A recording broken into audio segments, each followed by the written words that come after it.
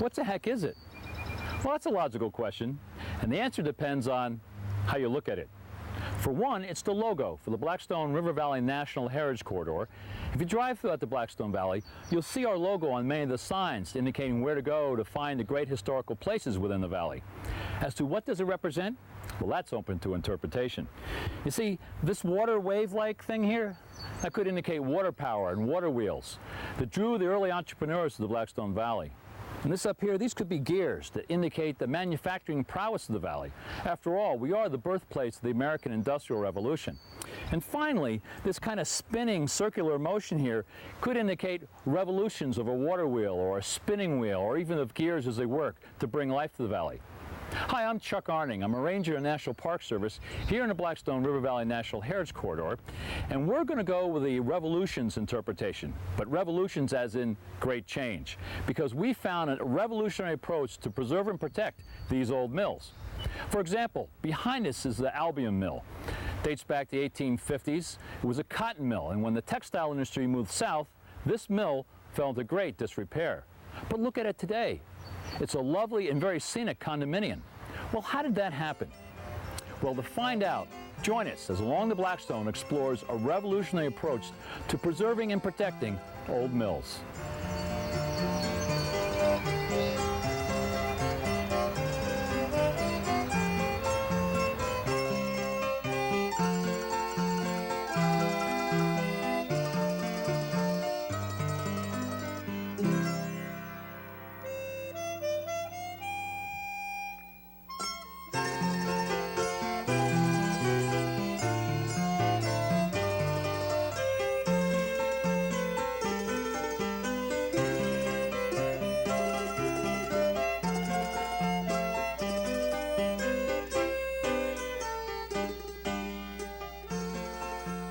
Well, how do you protect these old mills?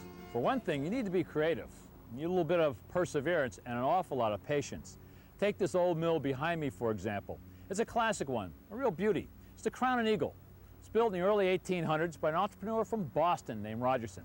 And he named it after his great love for his homeland, England, the Crown, and his new home here in America, the Eagle. It was a very prosperous mill for many years.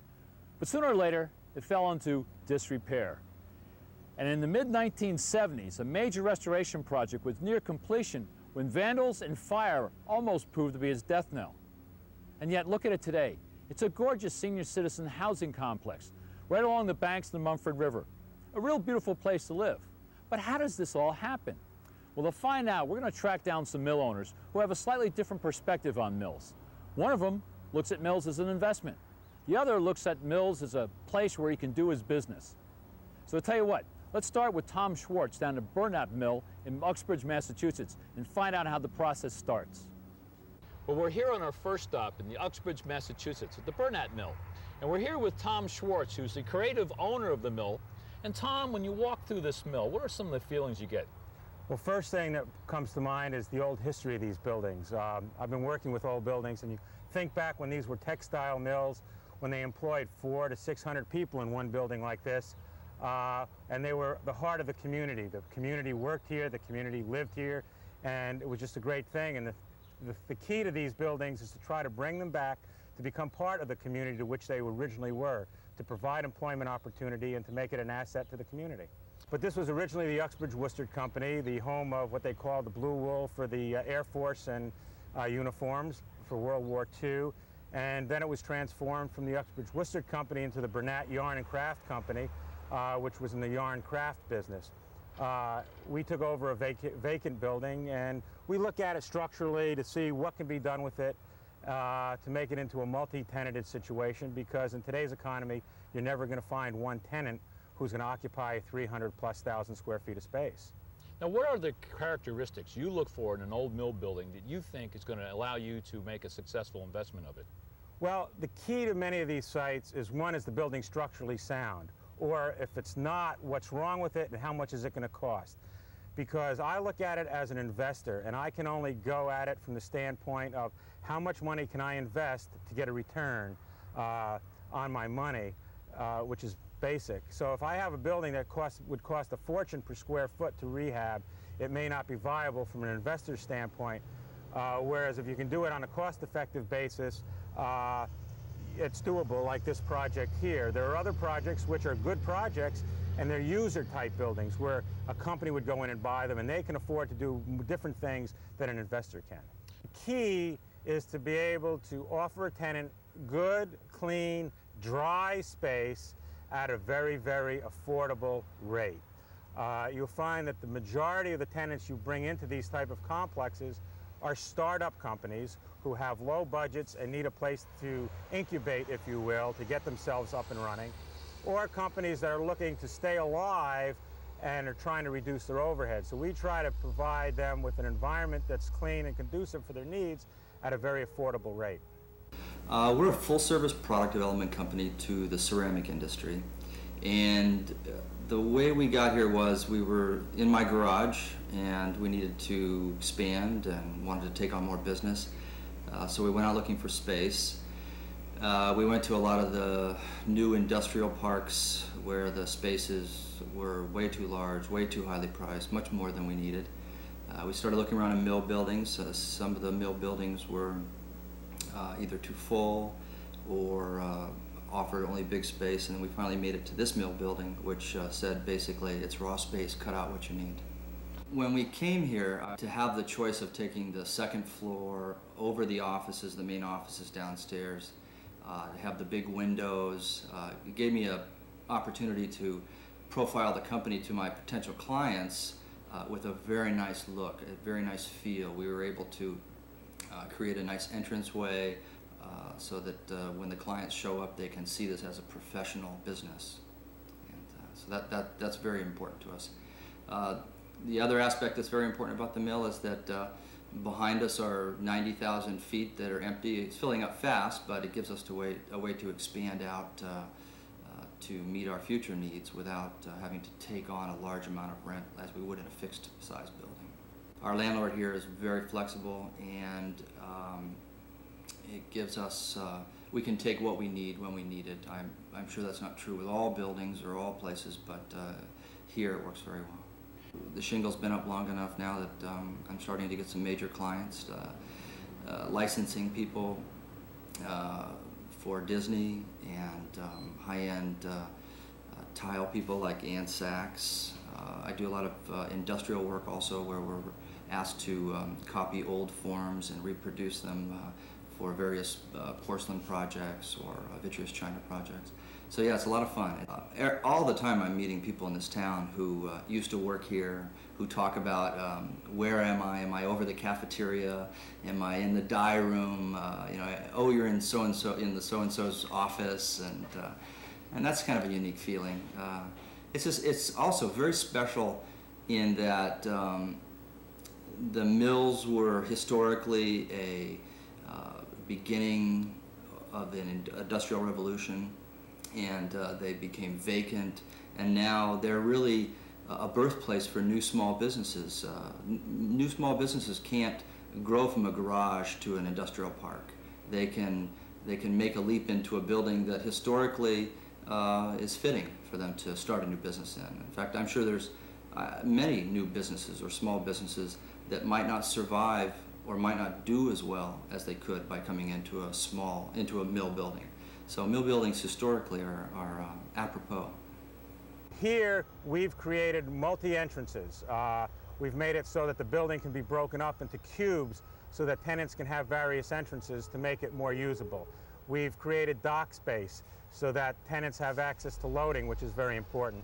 And we've tried to create as much parking as we can, because as we all know, nobody carpools anymore. It's each individual person. So you need parking. It's not like in the old days of the textile mills where everybody lived in the village and walked to work. Now everybody drives to work, so we have to try to create parking. So those are the various things we look at, as well as providing a facility that's insurable with completely sprinklered systems, elevators or whatever that are up to state codes, and bringing everything up to code. I look at a building as to what it can be done in the nature of the work that I do. And what does that mean? I only do industrial type renovation. So I look at it from the standpoint of, can industrial users come in here and viably use this floor space? This building does lay itself out to that. Other buildings, if you were to look at them like a true weaving shed building has narrow buildings with a lot of windows. Those kind of buildings are much more conducive to residential conversions. So we look at this as the way it's structurally, it's very strong, it's structurally a great building, and it's viable to bring in heavy machinery. It's viable to do those things that are necessary for manufacturing operations. We try to make the site as conducive and as attractive as we possibly can. I think by having an attractive front, when people drive up, it makes it look like we, the landlord, care, and it makes it for a comfortable place for people to come to work. We find that most of the tenants who have moved into this project are happy with us, the landlord, and happy with being in this building. We've provided them with good, clean space. A lot of them have had to do their own retrofit because that's part of the way we do the packages. But we've helped them and they help us, and we try to create a family environment. The store needed more space, and the rent was very, very reasonable here. And there's opportunity to expand, and it's a nice location. It's very country in this area. It's a lot of horse country. We carry quite an extensive boot line and jeans, shirts, skirts, dresses, hat line. We carry Western wedding apparel, and then we carry Western saddles, horse supplies, and tack. It's very Western, anything that's Western. They come from Connecticut, New Hampshire, as far down as the Cape, the Boston area. People come from far. It's nice to know that buildings like this are being used again, and they're not just left to crumble and get full of cobwebs. I mean, they're really nice old buildings, and they have a lot of potential, and it's a shame to let them go to waste. It's nice to come to work every day and see something else being repaired or something being painted. There's just a lot happening around here, so it's exciting. We brightened it up with a lot of nice white paint, put in some carpeting, and actually we just filled it up with a lot of good Western stuff, and that's what gives it its look. All of the hats and saddles, and so really the place just needed to be cleaned up. He wants us to do what we need to do to make things work. So if we need to move a wall or, change something around to suit our needs, he has no problem with that. And that's what's nice about renting here, too. Tom, this is a good example of some of your modifications of the building, isn't it? Right. When we had the building originally, the only entrance to the main floor was up the street at the main entrance to the building, and we couldn't break the building up from a multiple tenant standpoint without creating new entranceways. So what we did here was we created a doorway and an entranceway to allow this end of the building to be separately entered by tenants. And we have to do this type of work in order to make the building user-friendly. And again, we throw a few bushes in around, and it just enhances the atmosphere here. How do we take this big open and the space here and turn it into a productive working environment? Well, basically what we do is we look at the floor plan of what we have, and then we have to look at what our initial needs we have to provide each tenant. And basically we have to provide each tenant with access of both personnel and with product. So if you look at this level, well, basically we're up on a third floor, so we have to make sure that everybody has access to the elevator. So we have to create a corridor. And then we build off the corridor using the existing poles or bay spacing, and we say to somebody, listen, we have this bay, we have that bay, this bay is 4,000, the next bay is 6,000. So we only can rent the space in increments that fit the bay spacing as it exists. We measure everything out on a square foot basis, and we lease the space on a square foot basis. Now, how do you retrofit some of this space for some of your more unique needs of some of your tenants? We look at what the need of the user is.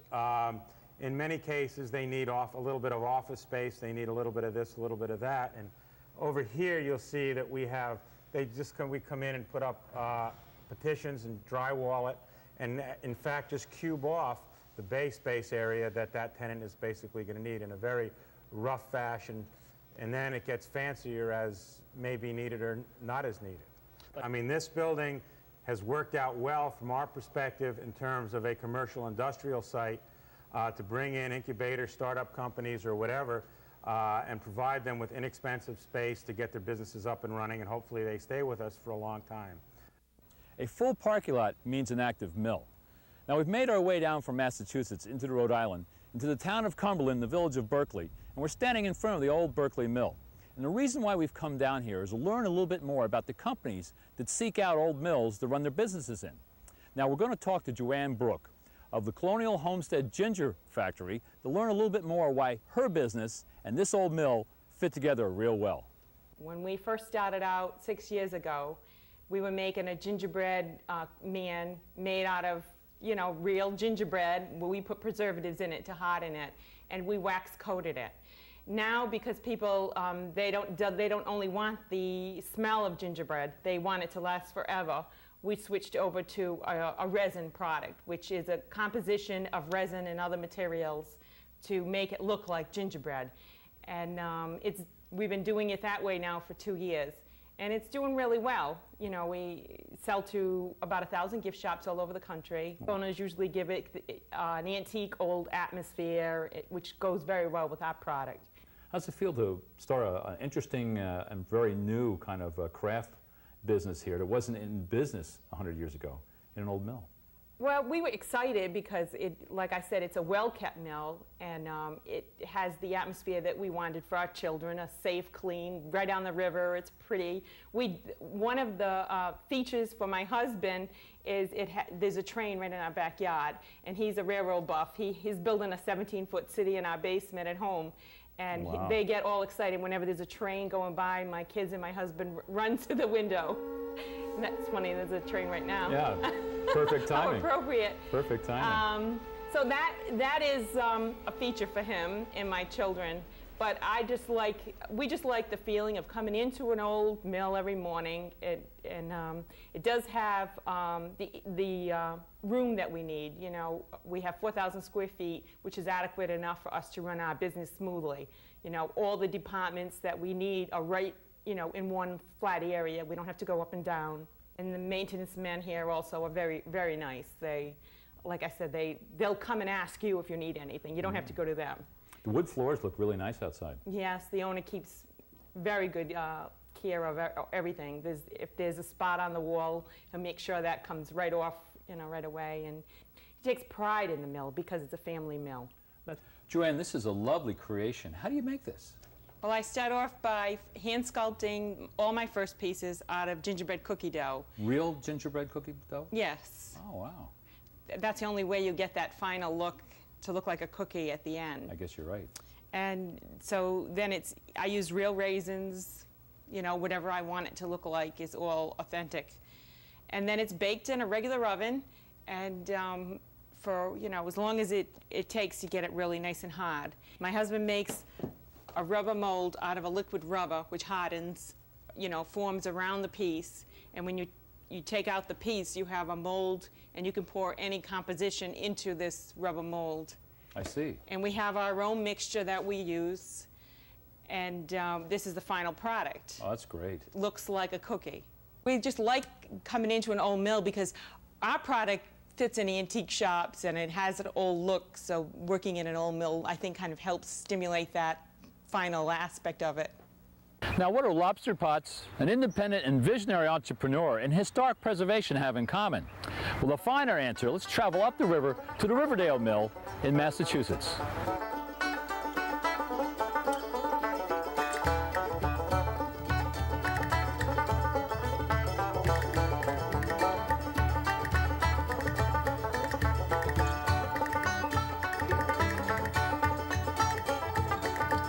Standing in front of the Riverdale Mill down in Northbridge, Massachusetts. And we're staying with Jim Knott, who was the visionary mill owner behind the reemergence of this mill. Because, Jim, as gorgeous as this mill is today, it wasn't that way 10, 15 years ago, was it? No, the first time I saw it looked quite differently.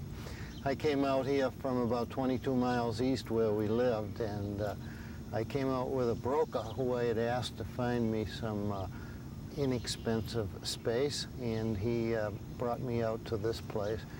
The windows were about 90% broken, and they had been boarded up. The roofs had been torn off in high winds, and there was piles and piles of trash around the place, old mattresses and appliances and furniture and cans and bottles and papers. It was a mess.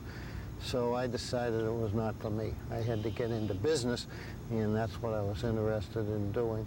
However, having driven 25 miles or 22 miles east again, I started thinking about it, and I came back and I came back, and finally I got it under contract, and we moved into the one habitable section, which was about 20,000 square feet to the right of the tower over here. I needed space to get something up and going, and that's what I did. We moved into the 20,000 square foot habitable section, cleaned it out, built a machine, and started the process rolling. And as I needed more and more space, I was interested in having it look like the old mill looked. The section over there on the east end of the building was the first thing that I needed, and of course, from an economic standpoint, the thing to do is to put up a tin tent. But I didn't want a tin tent. I wanted something that was like this mill. So what I did was I took down a number of the little old tumbling down buildings there, and I used those bricks to construct that addition. And it's just something that I like to see. We're in an old-fashioned business, actually. I started in the coating business. What we were doing was we were taking welded wire mesh and running it through a machine that we had designed and built here. And that machine put plastic coating on the wire. And the original purpose of that product was for lobster traps. We were selling it to lobster fishermen in New England. And after we got that up and going, we decided it was time to make the mesh. So I took a look around the world for the best equipment that I could find, and I brought in a high-speed automatic welder. It was the widest and fastest welder in the world back in 1985, and that's what we used to make the lobster mesh. And from there, we branched into many other applications. Remember, it's an old-fashioned business. People have been welding wire mesh since World War II. You started out with a very dilapidated mill, and now you have beautiful interior offices, and you just won another award from the state. Well, that was the idea, to just move ahead step by step by step and keep moving ahead. It had to be this way, really, because there wasn't any way that that business of mine could have gone out and bought a new building and got up and going. This business that is so often referred to as an incubator, that's what this was. But more importantly, to celebrate a real manufacturing success story here in the Commonwealth, and to acknowledge the hard work that you've put in to reusing an old facility like this, and for putting 150 people back to work in an area that sorely needs the jobs, and particularly the manufacturing jobs. And so I just wanted to come here today personally to, again, acknowledge that, and to thank you for your efforts, and to pledge our support to you for any of the things that might come up relative to this project or any other projects that you might be involved in the area. We start off with a heavy product, which is that steel rod that you've seen around there, and that's dense. That's what's known as a high bulk density product. But what we do is when we turn it into mesh, it's kind of like making popcorn. It becomes a very light, space-consuming material, so you need a lot of space to store it. And that was one of the reasons why I came here in the first place. I told my broker I needed low-cost space, and lots of it. When I first started picking up the trash and one thing and another, and I'd be walking around outside the building, people would drive up in their car, stop and say, "This is great, things are looking better here," and I'd thank them very much and go about the business of making it look better. So I've enjoyed that part of it too. Now, challenges seem to be up your bailiwick, because you're picking up another significant challenge up in the town of Grafton. Well, you know, I guess this is what I do. I don't get out and jog. I don't play tennis. I used to caddy in the golf business, but I don't play golf. And this is what I enjoy. I like working with these old mills and putting one piece on top of another and having things come out so that they look better. you know, I had a Lego set when I was a kid, and I used to build buildings, so this is the same thing on slightly larger scale. Well, tell you what, Jim, why don't we travel up to Grafton and take a look at the Fisherville Mill? It's another one of those giant old red brick elephants that you and some members of the state are trying to put together a partnership to kind of look at, can we save this mill? Right. Well, this is what I'd like to do. I looked at the place a couple of years ago when I needed more space here, and I discovered that it was in such bad condition that it was going to take more time than I could afford. So we built an addition out here. But that place has been a matter of interest for me ever since. What you see here is approximately what I had at the Riverdale Mills when I first looked at the place. Lots of broken windows, pieces of the roof falling off, and it looks terrible, but little by little by little it can be put back together and brought back to where it was back before the turn of the century. And that's what I'd like to see happen here. I'd like to bring this mill back to its classical appearance. So really the key is, can we be good problem solvers and find a creative way to preserve this old mill, but at the same time turn it into a productive economic entity here in the neighborhood? Oh, I think so. My objective here would be to make the building useful as a manufacturing building again. And that is going to cost some excessive amount of money, which I think is worthwhile because of the classic appearance of the building. But as far as this cleanup is concerned, that has to be handled by the bureaucracy, in my opinion. So therefore, I feel we all need to join in putting it where we would like to see it. If clean is where we'd like to see it, then let us all join together and do it. Sounds good. One last question for you, Jim. 10 years from now, what do you want to see on this property? I want to see it like the Riverdale Mill. I want to see it looking like it did, and I want to see the lights on all night, manufacturing going on, people making money, jobs. It's good vision. That's what my feeling was at Riverdale Mills, and I think it can be done again. Well, it's clear that a revolution is taking place in the manner in which we protect and preserve these old mills. We don't have to rely on those red velvet ropes that separate us from our past as the only means to protect these vulnerable artifacts. Living and working within the walls of these buildings that tell the story of our industrial heritage is a very viable approach, as we've seen demonstrated very well today. But you need a creative mill owner, and you need community support, because each mill has its own unique history, as well as its own unique set of obstacles in which it has to overcome. Now, we're standing in front of Stanley Woolen Mill here in Uxbridge, Massachusetts. It dates back to the 1850s and utilizes the Blackstone Canal for a power trench. Now, it has a tenant, a very successful weaver, but just one tenant. The rest of the building stands vacant, begging to be brought back to life. Question is, can we do it? Well, this has been Chuck Arning, ranger of the Blackstone River Valley National Heritage Corridor, and I think it's time we put together a little old Yankee ingenuity to see if we can save this old mill. So what do you think? Can we team up and together as a team see if we can preserve it? Well, I'll tell you what, to find out, travel on down to the valley and find out if we can do it.